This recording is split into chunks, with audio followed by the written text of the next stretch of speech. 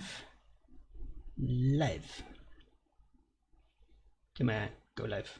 Hey, we went live. Yes, nice. Okay, let's open up chat that side so we can see chat. Hey everybody, good evening once again. Now we'll be doing something completely different, having some fun. So what I'll do now is I'll run through Lightroom completely from start, edit, export. And we'll go through as many of the basic features, what they do and the things that they can do and how they affect your photos and work overall, because it's important to remember that we need to know how to use the software we use to edit with.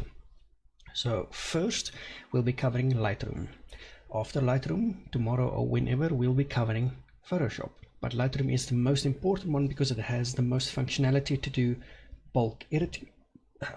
Bulk editing, which is very important because that saves us a lot of time, and time saved editing is money that we save in the long run. Because if I can save hours on my editing, it means that I have additional time available to do marketing and other things as such as well. So without further ado, let's jump over to my main screen and we can start running through Lightroom. Now first thing, very important, we want some music when we edit because I like music, so it just makes the work much easier. So we're going to open up Lightroom, and once we have Lightroom open, we need to create a new catalog file. A new catalog file will allow us to import files and do a whole bunch of cool stuff. So first things first, you'll see above my head there's a little magnifier.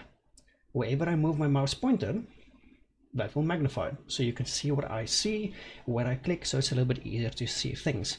So in Lightroom, whenever I work with a specific subject, I always create new catalog files. That way it makes it easier for me to keep my things separate, it makes it easier to work with things. To do this, we're going to go to the top, click on File, and click on New Catalog. A little block will come up where we want to save this catalog. We're going to go to Desktop, create a new folder, and call it Stream. And we're going to open this folder and save the file as stream. Create. Lightroom will close, and then Lightroom will open up again with our new catalog file loaded. Our new catalog file will now be empty, allowing us to import files and just do things a little bit easier as well. So this is Lightroom when you have a nice clean catalog going. Now we can start our import process. So before we import, did we copy our photos from our camera to our PC? Yes, we did. We know where they are. We can find them quite easily. So what I'm going to do now is I need to hide my face, because that is the import button is where my face is. So what you'll see is in Lightroom, you go to the bottom left, there's the import button. You can click on import, and it will open up the import dialog box for you. Come on, open up the import box. There you go. So this is our import file, or import dialog box, where we can import files into Lightroom. At the top, you'll see you've got options for copy as DNG, copy, move, or add. So what these functions will do, this is how we add the files to Lightroom.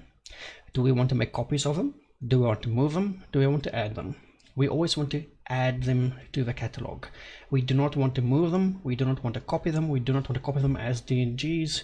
We want to add them to our catalog.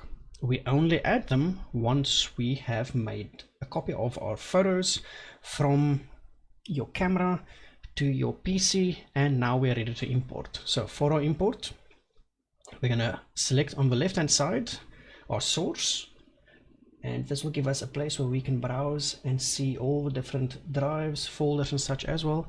And I have it saved on my desktop in my Capture One folder. And that should then output, no, go back to capture. There you go. So this is when we select our folder of all of our photos. You see that your photo has this little text box, okay, right above the name of it. That means that file will be imported. We want to import them all, so it's fine. And on the right hand side, we can select build smart previews, and that should get everything sorted out for us. All that's left now to do is to click on import. Import. There you go. And what will happen is Lightroom will now start to import those files for you. Do not start editing until you see the top left corner where it says operations in progress. wait for this to finish, because this is the progress of Lightroom now importing and building our smart previews, because it's very important that you do that correctly. So let me just change the volume on my music, because it's a little bit loud on my side. There you go. There you go. So we're now currently importing into Lightroom. We're importing 401 photos total from our photo session. We've created a new fresh catalog file to work with. And now before we start editing, we're waiting for the stop little bar to finish, because this is our progress bar. This tells us how far Lightroom is going, how the import's going. It's done about 151 files. So the first couple should be fine for us to start to work with and play with. Now what you'll see is, on Lightroom, if you use the same catalog for multiple clients, you will have a folders section that contains all the different folders that you have imported on the left hand side, and you can just jump between the different folders to see all the different stuff. We only have one folder importing because that's the one we are working with for this live stream.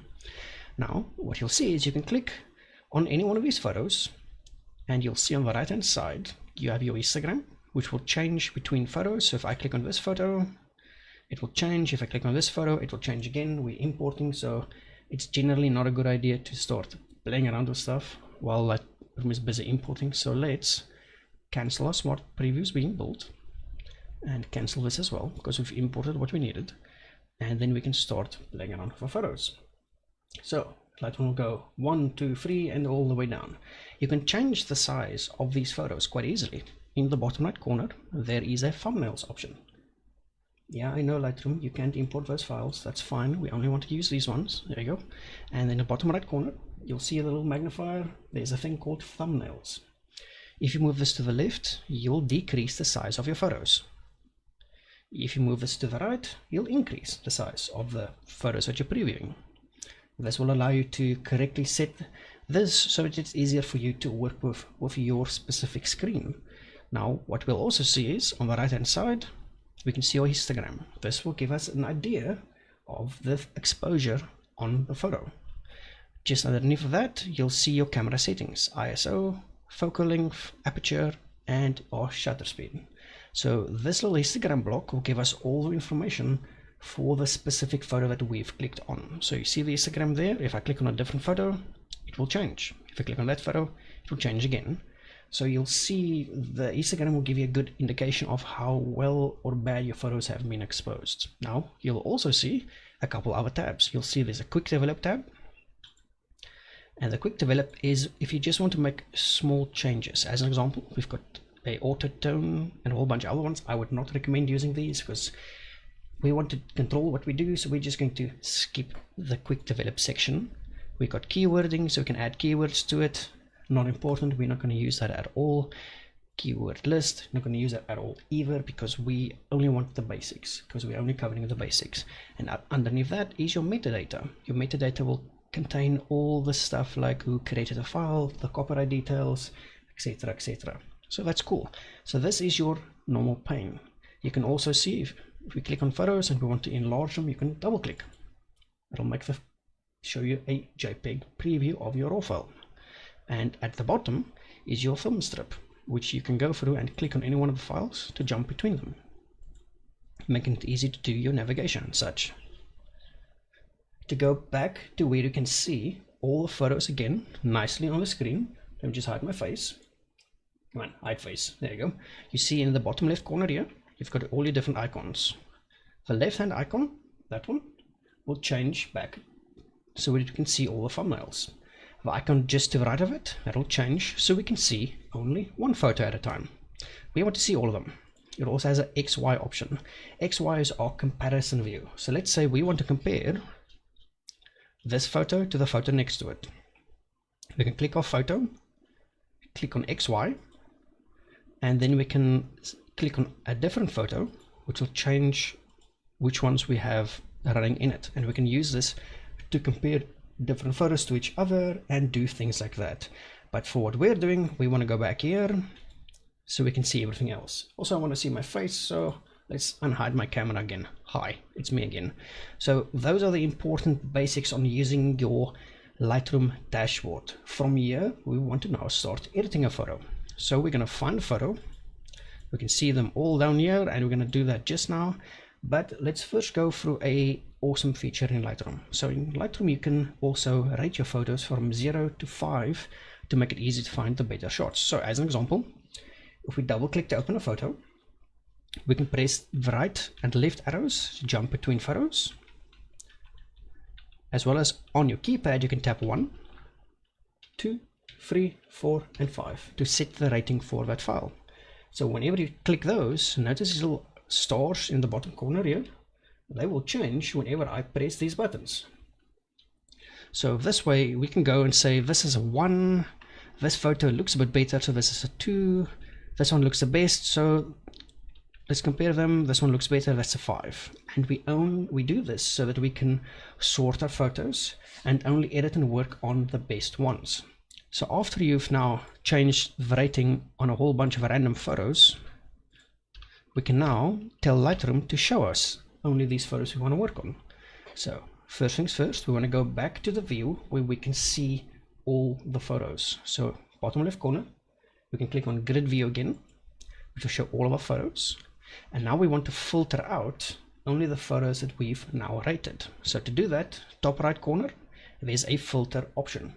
We can click on the filter option. It will give us a whole bunch of different things we can filter by, and we want to filter by rated photos only. And there we go. So now Lightroom will only show us the photos that we have assigned a rating to, making it much easier to find the photos we want to edit and exclude the photos we do not want to edit. Because we only want to edit the best photos from our session. We do not want to edit the bad photos, because it is useless to edit the bad photos, because it's just going to be a waste of time. Now, once you've enabled your filter, you can also go to the top and you can change your rating filter. So let's say I want to see everything that has been rated, we leave it on a 1, but let's say I only want to see everything that has been rated a 5, the best. We click on 5 and it will only show us the photos filtered out with a rating of 5. If we click on 4, it will show us all photos rated 4 and above. So it makes it nice and easy, and we can do all the cool stuff, and we can see all the photos, and this just helps us speed up our workflow by allowing us to rate files, rate things, and just get things sorted out cool. We can also just simply clear it. To clear the filter, we can go to where it shows 1 star, click on the 1 star, and that will remove our filter. Now you can also apply ratings in the screen where we see all the photos. So we can go to any one of these photos and just press 5 on it, and it will assign a rating to it. We can go to the next one and we can press 5 to assign a rating to it.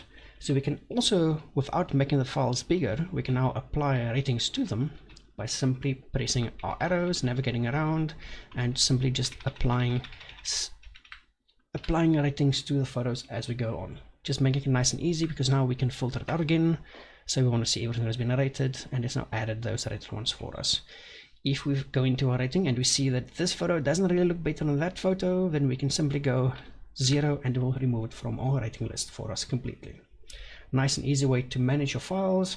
We can now sort out, find all the cool stuff, find only the photos we want to edit. Very important, we do not want to edit hundreds and thousands of photos. We only want to edit the most important and the most correct photos and the best photos from our session. So we've now covered rating, all the different ways we can control stuff. Now let's go into the develop module. So to open up the develop module, first pick a photo you want to edit. Then in the top right corner, there is an option called develop. Once you click on develop, that will now open up that raw file. Yes, your raw file will change, because remember, what we see on our library view isn't the raw file. That is a JPEG preview of your raw file, which means if you now take this JPEG preview file, you go into your develop module, then you will actually see the actual raw file without the JPEG preview on it. So we can go to develop. Photo's going to change itself, do some weird stuff to it. That's fine. So let's go through our different settings we have on the development tab. So on the right hand side, our first tab we see is our basic adjustments. So in our basic adjustments, we have something called profile, which can change from Adobe color to monochrome as an example, and back to color. Landscape, it also has a portrait setting. It has a whole bunch of different built-in color profiles, but for us, we want to use the most accurate one, so we're just going to go to Adobe color. There you go, nice and easy. underneath our profile setting, we have our white balance options. So in our white balance, we have temperature and tint. So temperature controls how cool or warm a photo is. As an example, if we take a temperature and move it to the left, our photo will now get blue. If we move our temperature to the right, our photo will now go orange. If we double click the setting, it will reset back to normal. Link or a way to get Lightroom software on PC. Lightroom software on PC, you can just go to the Adobe website, grab a copy from there, and it should be quite affordable. You can get Lightroom and Photoshop together for like $140 a month. Awesome investment into your photography career and as well as business. I definitely recommend grabbing that. Free alternatives to Lightroom and Photoshop, you can check out Darktable and GIMP. Those are amazing free alternatives if you cannot afford $140 a month. It's just easier. You can start with those, and then once you've gotten a better understanding of how your editing and stuff works, then you can move on to looking at Adobe products or such as well to add to your inventory. So back to our white balance. Our temperature will control how cool or how warm our photos are. Our tint will control our green tint or magenta. Double click to reset. Remember, if you change and mess up a setting, you can double click that same setting to reset it back to normal again for you. We also have this little dropper tool, a white balance selector tool. If we click that tool and we click on something inside our scene, it will sample the white balance from that.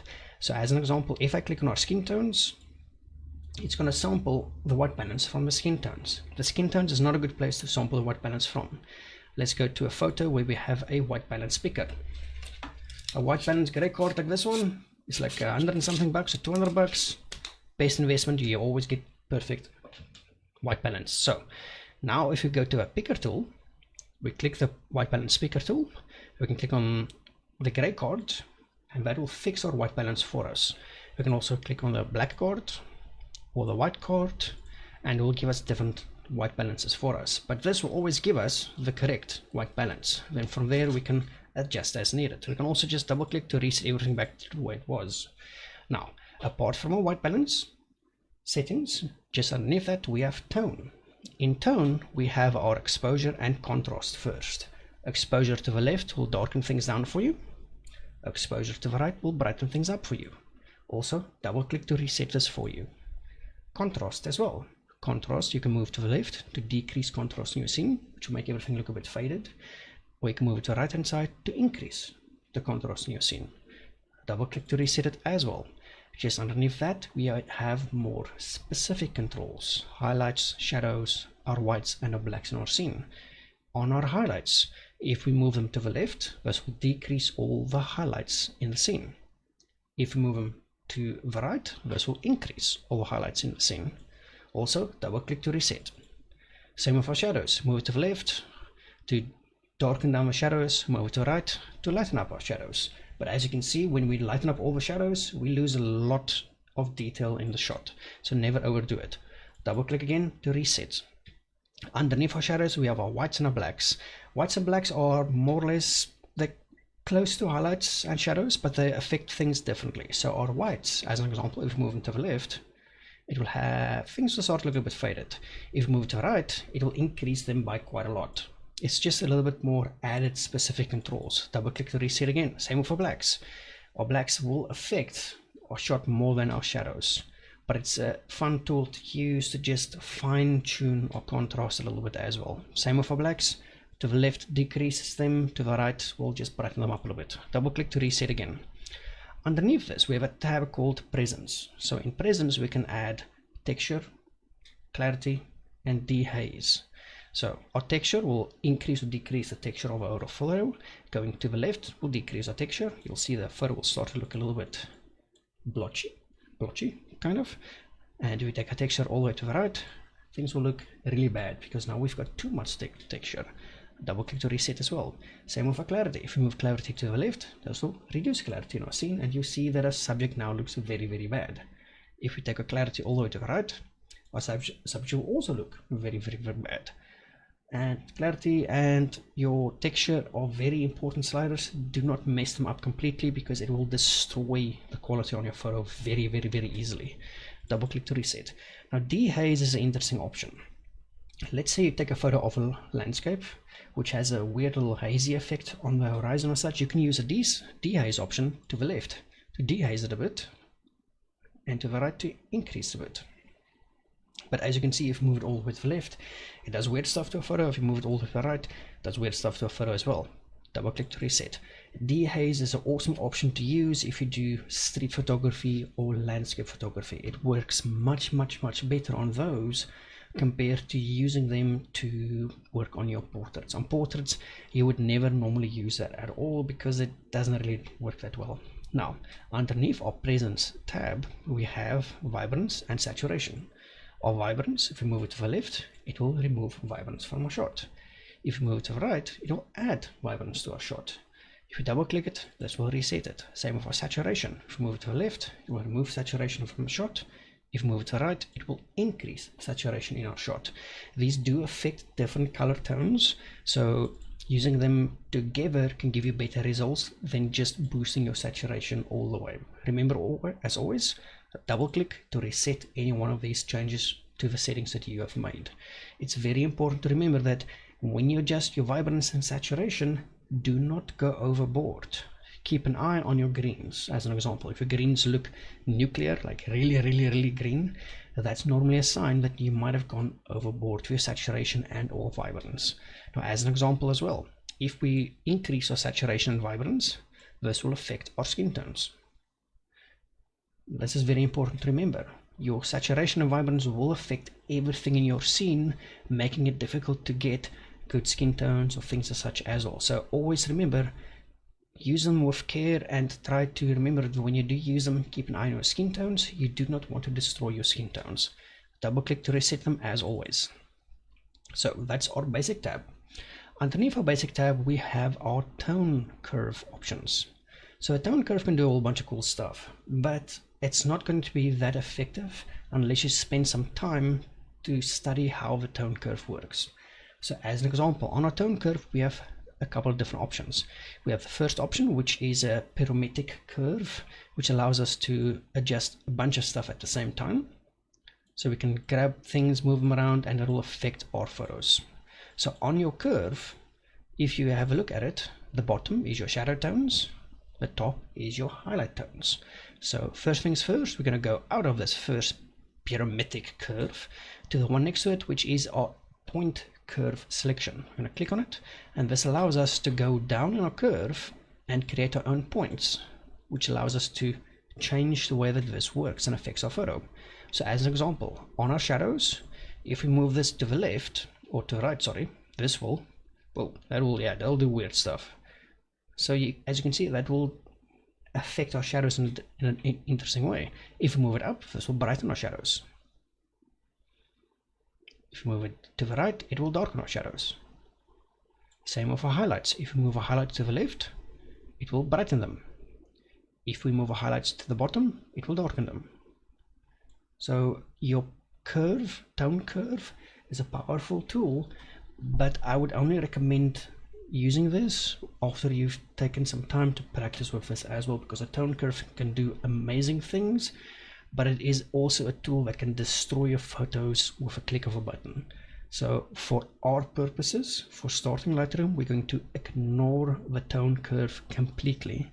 It's not something we need, it's not something we're going to use, because starting Lightroom, we do not want to play around with all the advanced settings too fast, because we can destroy our photo quality just like that. So basic tone curve, and underneath tone curve we have our color mixer option. So the color mixer option has got two options, mixer and point selection. On mixer, we can access our hue, saturation and luminance for different color tones in our scene.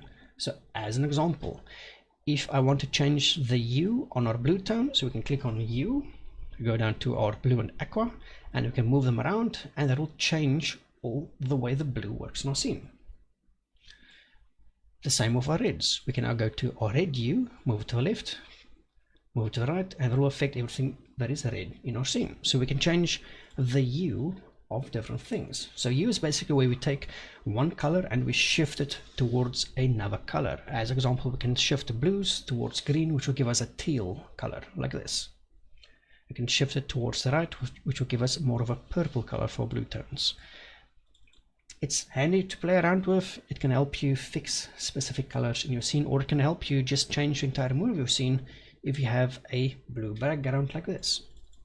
Now the next tab in our color mixer is saturation. This is a very important tab because in this one we can desaturate our greens, we can add saturation to our blues like this, and that will affect all the blue saturation in our scene. Same with our reds. We can desaturate all of our reds, or we can add saturation to our reds. Remember, all of these settings, if you double click them, they will reset. This is important. When we do our greens for outside photos where we have a lot of green stuff, we can come into our color mixer, make sure we've selected mixer, saturation, and then we can go to our green saturations and just reduce them slightly to even out our green tones in our scene. So what you'll see is in a lot of my critique that I give on photos, I always say desaturate your greens because they look a little bit over the top. This is how you do that. Very awesome to do. We also have another tab here. We have hue, saturation, and luminance. If we go to the luminance tab, this is where we can change the brightness of individual colors. So as an example, if we want to darken down the blue tones, we can select the blue, move it to the left. If we want to lighten up the blue tones, we grab the blue tones, drag it to the right. To reset, double click. So in here we can now find specific colors and we can adjust those specific colors only to get them to either be a little bit brighter or a little bit darker. So as an example, if we have a lot of green in the scene again and we want to just darken down that green by a touch, we can simply come into our color mixer, luminance, which is our brightness, and find the green and just drag it down a bit to darken down our greens slightly, which will help even out things for us. Now we have hue, saturation, luminance, and all. So in the all tab, it will show you all those settings together on one screen. So you can now easily see your hue, saturation, and luminance on one little panel on the right hand side, making it easy to make your adjustments. You don't need to jump between tabs. It's cool to use. So that is our color mixer. Your color mixer is a very important tool to learn how to use.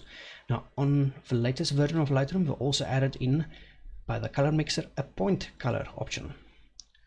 This is a very advanced specific color editing option. I would recommend you skip this for now.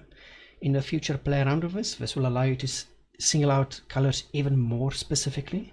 But for what we're doing, we only want the basics to get from start to finish without messing around too much. So we're going to ignore that for now. Close it down. Next, hey, good night, sir. Hey, search media dude. It's always a good night. So after our basic tone curve and color mixer, we have color grading. So in color grading, we have this little bubbles that appear. Now these bubbles affect our highlights, our shadows, and our midtones. We can also at the top here click shadow only, and also give us our shadow adjustments, or midtones only, or our highlights only. So what does the color picker do, or color grading tool? This is where you do color grading. So as an example, let's say our highlights are cool, but we want our highlights to have a little bit of a orange glow to them. We can come into our color grading, make sure we've selected highlights, and then grab this little middle bubble and just move it towards the right hand side. And you'll see that that now affects all of our highlights. So we can move it around, and you'll see wherever we leave this, it will just change it to that. To reset it, double click the little point. Easy as far. So if you want to change our shadows, we simply click on shadows, and now we can change all of our shadow tones. Also double click to reset.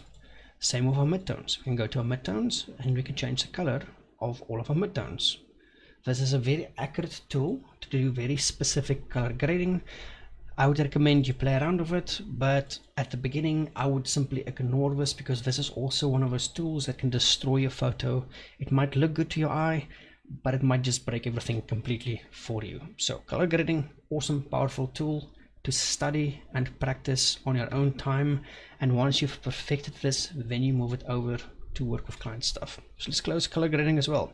Our next tab, we have basic, tone curve, color mixer, color grading, and then we have our detail tab. Now the detail tab is important because here we can denoise our photos, as well as here we can adjust the sharpness of our photos.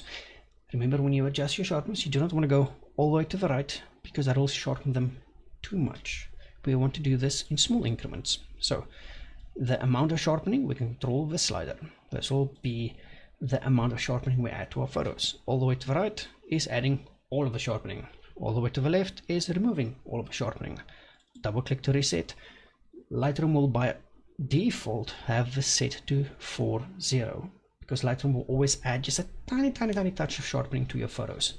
It's fine. Lightroom normally does this quite well. Then underneath our sharpening amount, we have sharpening radius, detail, and masking. These are all the more finer controls to better control the way that you de-sharpen your photos, or sharpen your photos in this case. So you can fine tune it a little bit. Use this with care, because if you over sharpen your photos, things start to look a bit weird. Now, after our sharpening option, we have noise reduction. So this denoise button, which you see here, this one is only available on the newer Lightroom, and this only works on raw files, do very advanced stuff denoising on it. So if you take a photo at ISO 10,000, you can use the denoise options here to manually denoise, or use the built-in denoise profile on Lightroom to basically do the denoise for you. It's an awesome tool to use. If you shoot raw, you can denoise more compared to when you shoot JPEG. So you can denoise a lot, but remember, do not denoise too much, because as soon as you denoise too much, then your photos start to look blotchy again. So that's important to remember, that you do not want to overdo your denoising. Noise is still fine in some instances. So let's double click to reset all of these settings. There you go. So your sharpening tab is very important. You can add a bit of sharpening, remove a bit of sharpening, or denoise our photos, which is very important because sometimes we need to shoot at higher ISO values and we need to adjust our photos correctly afterwards, just get a bit more detail from them and just reduce the noise a little bit. This is how you would do that. So after our details tab, we have basic, tone curve, color mixer, grading, details, lens correction. Lens correction you would normally never touch unless you're using specific lenses, but using our lens correction, we can go to either profile, and if we do remove chromatic aberration and enable profile correction, we can now select a specific lens to do specific corrections to it. We normally never need to do this because our cameras will do the lens correction for us. So our raw files will already be corrected. So we never really need to use lens correction that much. But if you go to manual, this is where we can do some cool stuff. We can now distort the photos. To the left will remove distortion, to the right will add distortion. This is a fun, creative tool to use, but as mentioned before, this can destroy your photos quite easily as well. If you wanted to reset it, remember, just double click the option that will reset it for you. So lens correction is there, but it's not something you would use that much. So we've got basic, tone curve, color mixer, color grading, details, lens correction, and transform. So in transform, we can now start to make our photos look really weird and do weird stuff like this. So we can use them to correct perspective as an example. So let's say you take a photo of a building, it looks a little bit leaned backwards on your photo. You can come into your transform tab, go to your transform vertical and move it to the left and the right to change that angle on your photo. Note this will crop into your photo once you finish it, but this way you can fix that perspective. You can go vertical or horizontal, you can rotate, you can scale it, you can do a whole bunch of cool stuff in here. So these are your transform tools to help not so much with portraits, but more with landscapes and architecture photos. Let's say you take a photo of a house and you just want to make the house look nice and upright. You can come into your transform tool and you can now correct that. Nice, easy and fast using your transform tools on the right hand side. So after transform, we have a new option in the newer Lightroom, which is called lens blur. You'll see it's got an early access next to it. You can use this option to apply more background blur to your photos should you want them. I would say it's a good option to use, but also you need to be very careful when you use a background blurring tool, because remember, most of the times you don't need a blurred background to get good photos.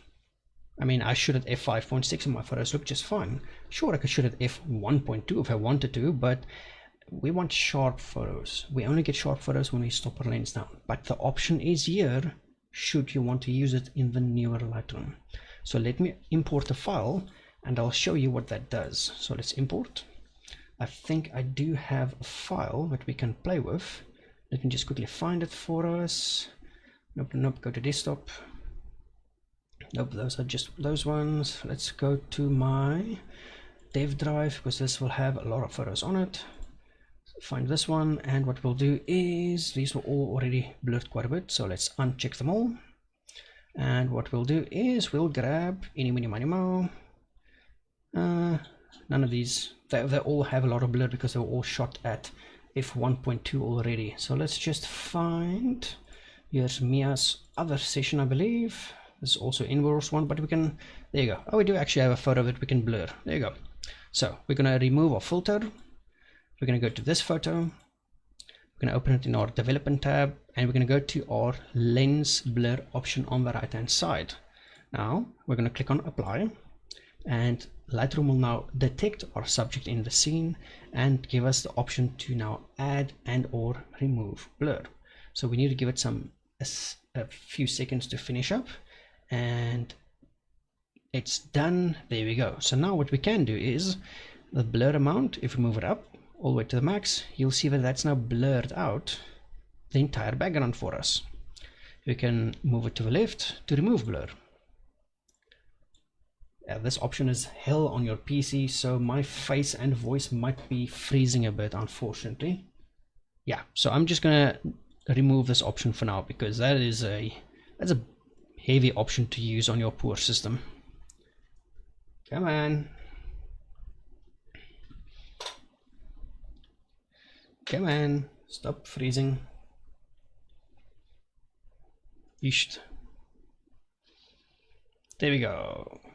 Remove the blur. Ah, I'm back. Yes, anyway, so as you might have seen, when we use this option, it kind of, am I back? Yeah, I'm back again. There you go. Yeah, so as you've seen, when we use the lens blur option, it takes a lot of resources on your PC. So I wouldn't recommend using it. I need to restart my Lightroom, because that has basically just killed the performance on it. Holy hell. Let's open up Lightroom again. No, Lightroom, there we go. So our early access option to blur our backgrounds is a powerful option, but it kills your Lightroom, it kills your system. It uses a lot of resources to do that. So I would not recommend using that option much at all, because unfortunately that option does have the ability to basically destroy your poor little PC. So let's just go back to rated, because I just want to work on these specific photos. Open this one again, go to develop. So our lens blur option, use with caution. It might kill your system. It's bad, very bad. So let's skip lens blur, and now we're going to go from basic, tone curve, color mixer, color grading, details, lens correction, transform, lens blur, and the next one will be our effects. Now our effects will be things like vignette. So we can add a vignette, which is black. By moving it to the left, we can remove the vignette and make it white by going to the right.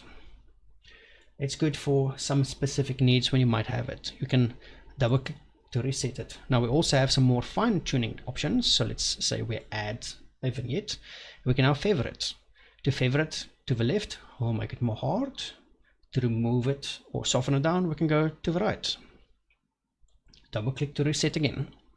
We can also adjust the roundness, so we can make it just the corners, or we can make it all the way to the center, and we'll give it a weird little shape thingy to it.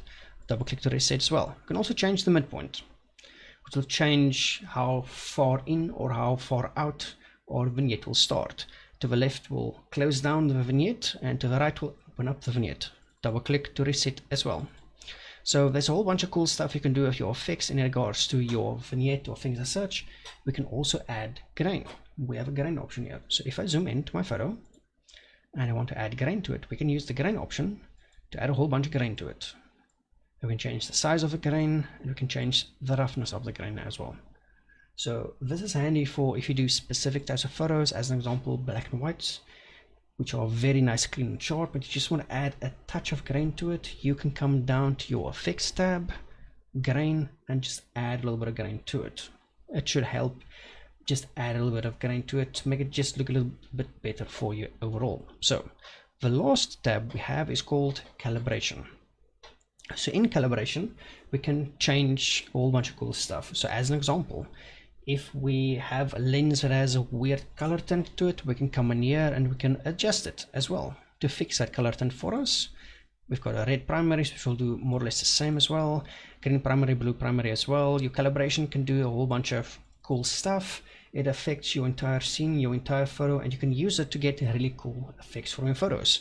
Do play around with it because it is a fun tool to use and can do some really awesome stuff. So that covers all of our adjustments or our editing stuff. So if you come to just underneath your histogram, you've got your edit. To the right hand side of that, we have our crop overlay. If we click on it, we can now change the crop of our photo or change the aspect ratio of our photo. To change the aspect ratio, let's say we want to resize this for Instagram as an example, then a 1:1 crop would work better. We can come down to here where it says tool, aspect, original to the right hand side, change this to a 1:1 crop. Gives us a block which we can then move around to crop it to a 1:1 specifically. Once you've selected your area, you can just press enter to apply the crop. If you do not like your crop and you would like to change it afterwards, you can simply come back to the cropping tool and it will give us the entire photo again, and we can re-crop our photos again. To reset this, there's a lovely little reset button we can press and it will reset our photo for us. If you want to fix your horizontal lines, you see this little angle tool here. If you go to the left, it'll angle it to the left. Go to the right, it'll angle it to the right. Double click to reset. It also has a straightening tool. Straightening tool is a really cool thing to use. Let's just reset this. If you select your straightening tool, it'll give you a little tool, and that tool, if you drag it from any point to any other point, it will straighten the photo according to that selection. So let's say, as an example, you've taken a photo of a landscape. Your landscape is slightly tilted and you have a horizon line. You can use this tool on the horizon to get it nice and straight, because this tool just makes it a little bit easier for you to do that as well. So cropping is very cool. That's quite a bunch of cool stuff. But let's go to our next tool. So we've got edit, crop overlay, and our next tool is our healing tools. So with this, we can remove spots on our subject and things as such. So when we click our healing tool, we have 3 different modes. Our first mode is content aware removal. This is a removal tool. The one next to it is a healing tool. Healing tool we can use for spots on the face. I'll show you how it works in a second. And another tool is our clone stamp tool. So we can clone stamp, sample this area, move it to that area. I'll show you how that works. So let's first use our removal tool, content aware removal. We can click on it, and wherever we click, it will now try to remove that little spot for us. There you go. See, that's removed the spot. So let's just zoom in a little bit. I want to go to 100%, please. Thank you very much. I'll show you how the zoom functions always work just now as well. So we can go back into this little tool there, and you see that that's now removed that little spot for us using the content aware removal tool. If you move your mouse wheel in or out, it will change the size of that little block that we're going to click. We can also go to the right hand side, change the size of the tool, and also change to larger or smaller. So if we want to only single out specific spots, we can make it smaller. There's a little red spot, we can click it and it will remove that little spot for us. So you can use Lightroom to basically clean up your subject's skin tones and things as such. We can just do really awesome cool things with it. because it allows us to remove spots real nice, easy and fast from the skin tones without too much of a problem. There you go, nice and easy. And that's cleaned up our subject's skin. So we can go before and after, and we can just reset this as well by clicking the reset option. There we go. Let's add all of those back in for us. Yeah, man. Yeah, there you go. And we can now also do, click reset. There you go. So our next tool next to our content aware remove is our healing tool. Our healing tool will sample the area, find the area that Lightroom thinks will be a good fit to it, and basically fix the skin tones and stuff like that for us. So as example, this little spot, we can left click, color it in and release, and you see a little arrow that indicates that Lightroom thinks this spot will look the best if we replace that spot with this spot. We can also drag this spot around and say, now I like it more if it's here. Then Lightroom will instead use that spot for us. Same if you go to the bottom spot here, we can click on it and Lightroom will say, no, I think it should be replaced with that. Yeah, it looks cool. Same with that little spot, same with that little spot there. It just makes it easy to do all of our skin removing of blemishes or things as such. This is an awesome tool to use for that. We can come back to our tool on the right hand side, click reset. There you go. So now what we want to do now is we are now going to use the clone stamp tool. So the clone stamp tool works as follows. Let's just zoom in quickly to this little area here, and we can click on the clone stamp tool and we get the little thingy that we can use. Now the clone stamp tool is important. We can drag it around like such, and we can now sample a different layer as well.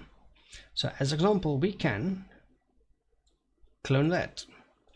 So we can even do this. We can make a little circle like that and say, I want that, and it will clone it in for us.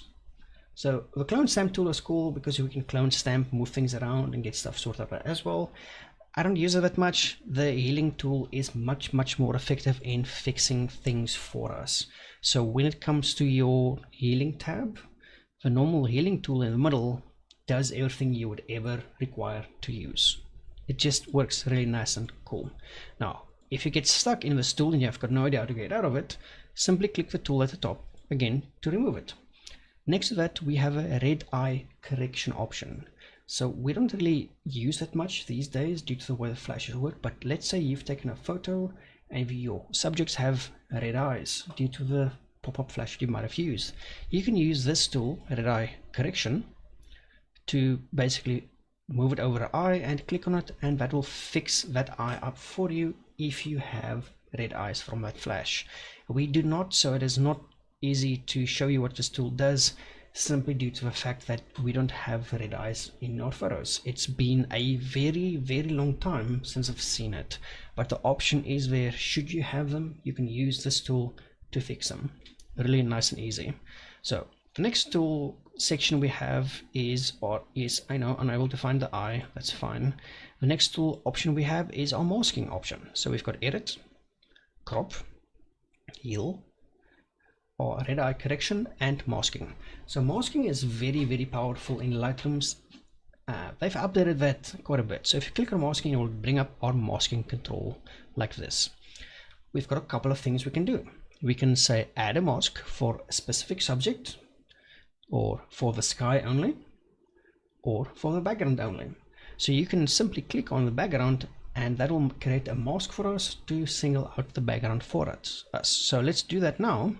We've clicked on mask, add new mask, background. We left click on it, give Lightroom a second to do all its thinking, and that will give us a mask which has now singled out the background. So what you'll see is once you do select a mask, it will create this little mask tab for you on the left, and you see that show overlay. If you switch that on, that will show us what that mask is affecting. If you want to change the color of your overlay mask, there's to the right hand side of it, there's a little color thingy. You can click on it and select any color you want to basically show as your mask. I like red because it just makes it easier for me to work with. Let's close it.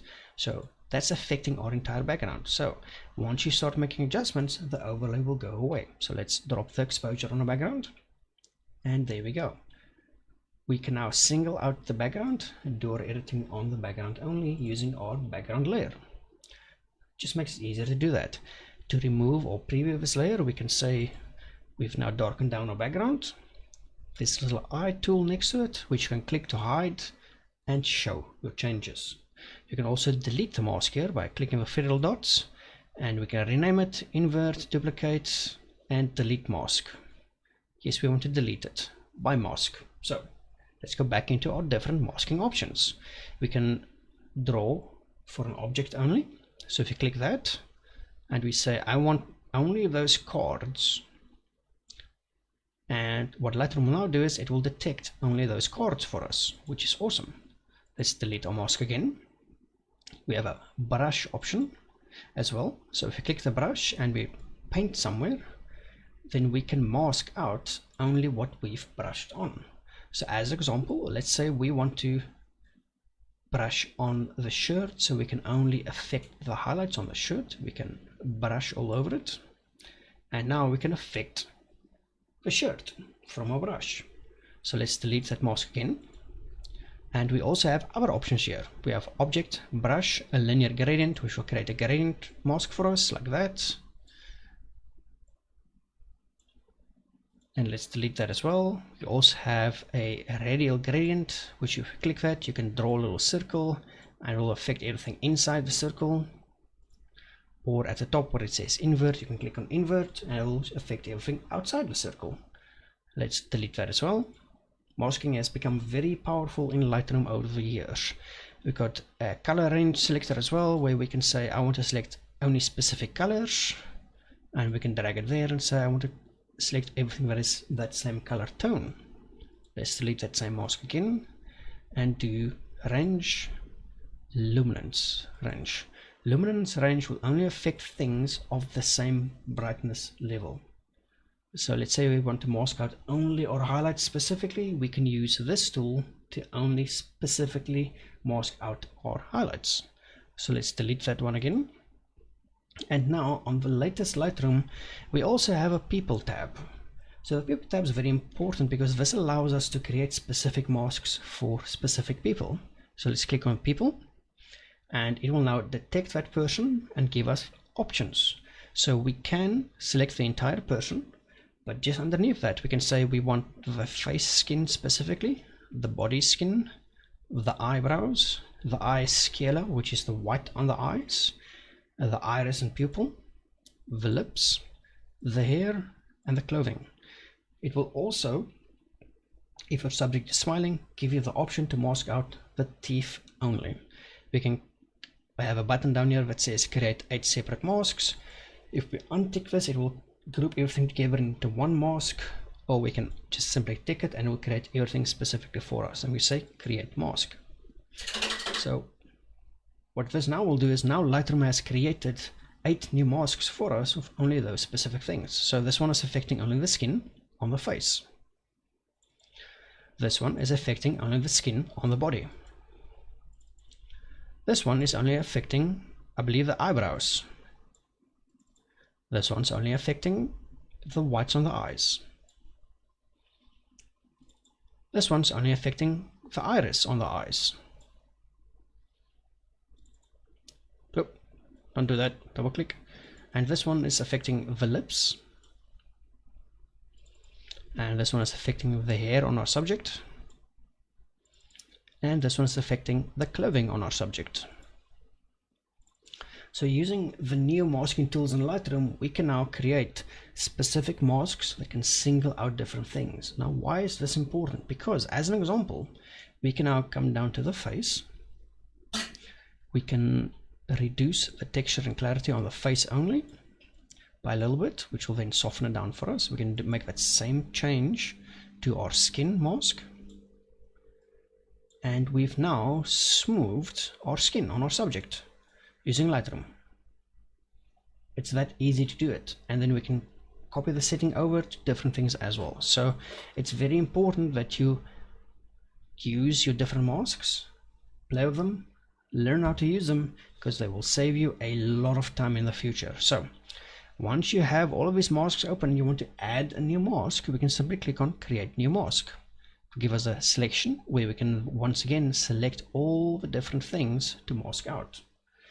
I would recommend that you take some time to study how the masks work, how they affect on your version of Lightroom, because it is a very powerful tool to use because it allows us to do really cool things. So let's now next talk about how to copy your settings for your edit to a other photo in Lightroom. So as an example, let's darken down this photo quite a bit. There we go. So this has now affected our photo. We can now copy all of these settings and paste them onto a different photo. How do we do that? When we're in develop, we can go onto our photo, right click on a photo, settings, copy settings. So once you select copy settings, it will bring up a little box for you where you can select which settings you want to copy. So we can say we want to copy only our basic settings. It will give us all the different basic changes, our tone curve, our color mixer, details, lens correction, effects, healing, cropping, all that type of stuff. Also on the far right corner, you'll see that we can also copy our mask. So this is cool because let's say we've now used a mask on a specific person to affect the skin tones or things as such. We can copy that same setting to a different photo and it will have the same effect. So let's test that. So first things first, we're going to go back to our mask. We're going to go to the face mask. We're going to increase, and we're going to go to the skin mask and increase it as well, so we can just see what it does. So this is now our really bad edit, but we want to copy this really bad edit to another photo. We're going to go settings, right click on it, settings, copy settings. On the masks, we're going to click it because we want to copy those as well, and click copy. Now on the bottom where we've got a film strip where we can see all the photos, we can now click on another photo. We can now right click, select settings and paste. And you see this little updating AI settings block come up. This means that because we've used those smart filters or smart masks in Lightroom, that Lightroom will now find our subject, find the skin tones, apply the change to our skin tones, as easy as that. Now let's reset this edit by simply right clicking the photo, going settings, and then selecting reset to take it back to the way that it was supposed to be. Now let's say you have multiple hundreds or thousands of photos that you need to edit. So let's first go to our library and untick our rating so we can see all of our photos. We're going to go all the way back up to our test photo, develop, reset the settings on this because this is a horrible edit. Right click settings, reset, and we're now going to make an adjustment to this photo, making it yellow and green. So this change we now want to apply to 100 photos at the bottom. How do we do this? That's easy. In the bottom you can see this photo is selected due to the fact that it has a white border around it. If you hold down shift, you can select multiple photos. So if I hold down shift and I go all the way there and I left click, that is now selected, as you can see, the little white, all those photos. Now comes the cool part. We can now synchronize these settings and changes to all of the selected photos. To do this, we go all the way to the right where we've got our adjustments, and at the bottom it's got sync and reset. If we click sync, it'll bring up that same little block for us where we can say all the different settings we want to synchronize to the other photos. Once we click synchronize, this will now take that same edit and apply it to every single one of the other photos in the range. Now why is it important to know how to do this? Because let's say you're editing a wedding. You can edit your first wedding photo, make your adjustments, get your photo looking correctly, and apply that same edit to all of your photos. It will only take a few minutes to apply it to a few hundred photos. That's just how cool it is. So that means you can do bulk editing like that. It will save you a lot of time, and time is money, so it's really cool that we know how to do that. Now here's the thing. We can only sync this edit if we edit the first photo and sync everything after that. We cannot edit this photo first and try to sync photos before it. We need to edit our first photo and apply that edit to the rest of our photos. So let's go to this one as an example. We're going to properly add some contrast to it. We're going to add a little bit of warmth to it for the skin tones, add a little bit of highlights, or reduce the highlights so we can get more detail on it, and add some saturation, add some vibrance. See, so that's now corrected this photo, and because we've messed up the edit on the other photos, we can now hold down shift, click on the last photo, come back down to sync. In the dialog box that comes up, we can just make sure we've selected everything. Do we want to synchronize over all the photos, and click synchronize. So the changes we've now made to this photo will now automatically, due to the fact that we've now synced, apply to all the other photos in our selected range. See, easy as that. So we've now edited 1, 2, 3, 4, 5, 6 photos in a few seconds. And that's how you can do your bulk editing really fast in Lightroom. It just saves you so much time knowing how to use this properly and correctly. So that's covered all of our basic features in Lightroom. There is some more features we do need to cover, which is on the right hand side. So what you'll see is, you see these weird little drop down arrows at the top. If I click that arrow, that will hide the top for us. To show it, we need to move the mouse to the top and it will show it for us again. If we want it to stay there, we can click the little triangle again, and now that will show for us. We can do this with all the different settings, or panels if you want to call that. We can hide and unhide them quite easily. So once we're in the develop option, we can also zoom into our photos. That's zoomed in way too much, which is a good thing, because now we can change the zoom level. So we've zoomed into our photo, and on the left hand side we've got a navigator option. We can click somewhere on the photo and it will jump around on the photo for us. And at the top we've got a fit option, which will fit the photo to the scene for us. We've got a 100% option, which will zoom into 100% by default, and next to it we have a 33% option with 2 little arrows pointing up and down. You can see it in the magnifier, change zoom level. So you can click on that and say we want to zoom into 400%, or we can change it to say we want to zoom into 800%, or we can change it to say we only want to zoom into 33%, and that will by default then zoom into the 33% for us instead, which works really cool. So another thing we can do now is we can create a preset, and a preset is good because we can create a preset, save it, and in future use that preset again. How do we create a preset? That's awesome and easy to do. First we edit our photo. So we're going to change this photo yellow. This is now our preset and we're going to call it yellow. We save this preset by going to the left where it says presets. Let's just close the navigator and we can see that it shows presets, and to the right hand side of preset it's got this weird little plus with a little arrow. You can see in the magnifier, add new presets. If we click this, we can create a preset or import preset or manage our presets. We want to create a preset because this preset we want to create, so we can go to a different photo and apply that preset. So we're going to click create. It'll say what settings we want to save on this preset and we can give it a name. So we're going to call this stream yellow, and that will be our preset, and we're going to click create. So what you'll see is under user presets we now have a stream yellow preset. How do we use this preset? Very easy. We go to any one of the photos, we open that photo, and on the right hand or left hand side if you click on stream yellow, that will now apply all those settings to this photo. This is important to remember, that if you edit a specific look and feel that you like, you can then create a preset for it. Keep in mind, a preset I create on my Canon camera for my Canon RAW files will not have the same effect on your Nikon RAW files. And the same thing goes with if I create a preset with my Canon RAW files, that preset will not have the same effect on your Sony RAW files. The same thing if I edit a Sony RAW file and create a preset, that preset will not work on your Canon or on your Nikon RAW files or even on your JPEG files, because remember, this preset is specific to my camera and my RAW files. So we also have some other presets here that I have created. So as an example, we've been working with Mia.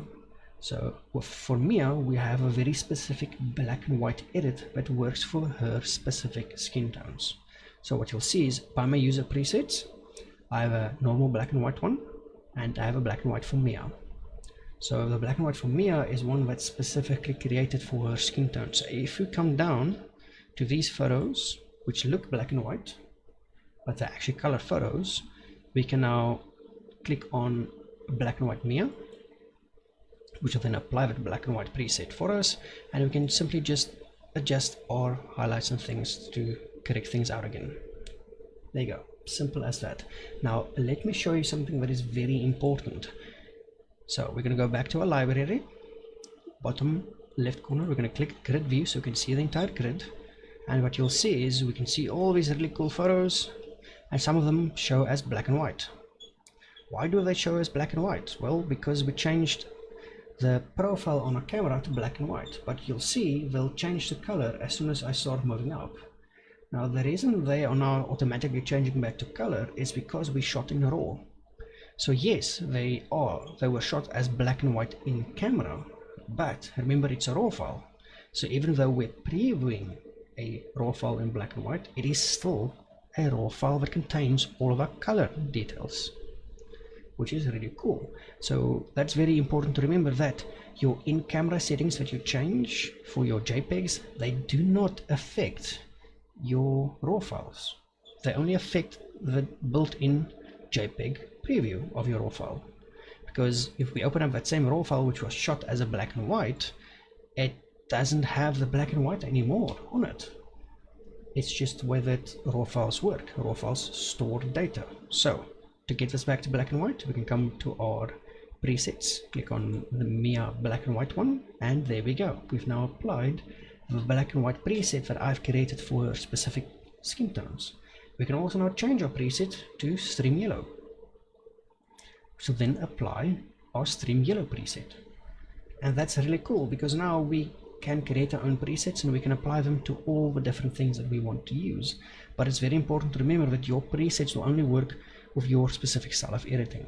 Yes, you can share your presets with your friends, but it will not have the same effect as it has on your own files. So those are presets. Let's just reset everything again. On photo, right click, settings, reset. There you go. We're back to the way things are supposed to be.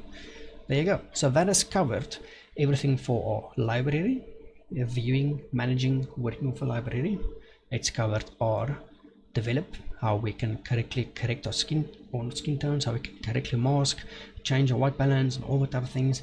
And we've covered our navigation pane on the left hand side, as well as we've covered on how to create your own presets, save them and work with them. That's all the basics of Lightroom. There's one more, and we're going to do that one just now. We're going to click on black and white Mia to apply our preset. Then in the bottom left corner, let me just hide my face again.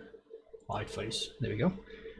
We've got these tiny little buttons there. If I click on the YY one, that will show us our before and after, which is cool because now we can see our before edit, after edit. So it's a really cool way just to see how your edit is actually affecting it. And while you're in this view, you can come to your photo, you can make an adjustment, and it will update and show you the change, which is very important. So we can see how our editing has actually affected our photo without exporting it, checking it, and doing all the weird stuff to it. To go back to our normal screen where we can edit, you go back down to the left, change it from YY to the big black box, the loop view. There we go. And let's just reset this back to 33-ish. Yeah, that's fine. There you go. See? That's as easy as that. So that's all of the basics on Lightroom. How to import your photos, how to edit your photos, and how to create your own presets and things like that. And now lastly, let's cover exporting your photos. So let's go back to our library view, and in our library view we're going to go back to grid view using the G on the keyboard, or simply clicking the little buttons in the grid view on the bottom left. And then we're going to go with our rating system. We want only the photos we've rated, and we can now select photos to export. So we can either hold down Control, click on photos we want to select, or we can click on a photo, hold down shift and click on another photo to select everything in between them. So for our export, we're going to go down, select eeny, meeny, miny, moe, this photo, that photo. We've now selected 3 photos and we're going to export these 3 photos. We right click on the photos that we've selected. We're going to go all the way down to where it says export, and then we're going to select export again. This will bring up our export block for us. So in our export block, we have a export location at the top. Export to, we can select a place where you want to export. We want to export a desktop because it makes it easier for us to find. Then we can say, do we want to put it in a subfolder on the desktop? Yes, we do, because we're exporting more than one photo. What do we want to call that subfolder? Well, we want to call it stream export. There we go. And then we're going to go down on this and we've got a file naming option. So let's say we want to name these files in a specific way. We can click this and change this to any way we want to name it. So this would depend on yourself. Do you want to rename your files when you export? Yes or no? If yes, you use this option to correctly rename your photos. We're going to leave it off because we don't want that. Then you're going to go down to a file setting option. So we're exporting for social media, so we're going to export image format as JPEG, quality as 100. Very important. Then we're going to go down to the next option, which is our image sizing option. So we're going to click resize to fit because we want to resize our photos correctly for social media. We're going to resize them according to the drop down longest edge. Then to resize on the longest edge, we just need to change the value to 2048 because that's a really good setting to use. And then to the right hand side of that, we have a resolution option. We want to change this to 84 because that's a good one to use. Then if we keep going down, we also have a watermarking option. If you want to apply your watermark, this is where you would do this to your exported files. You can click the tick box next to watermark, a simple copyright watermark, or you can say edit watermarks, and it will give you a little block where you can now do a whole bunch of changes and stuff. You can even choose a PNG file as your watermark by just going to imaging options on the watermark editor block and clicking choose to select a PNG file. I do not watermark my own photos. If you do, then you can use this option to do this. You'll also see in the preview option block, we can now change this. Let's say we want this in the center. There we go. Opacity, we can make it really offset. That's fine. We can just do a whole bunch of weird stuff to it. You can change a whole bunch of cool stuff to it. Size, yeah, we can make it super big or super small as well. So let's cancel this and remove the watermark tick box because I do not watermark my own photos. So now what we've done is we've opened up our export block, we've changed our export location, put it into a subfolder, and we've given it a name.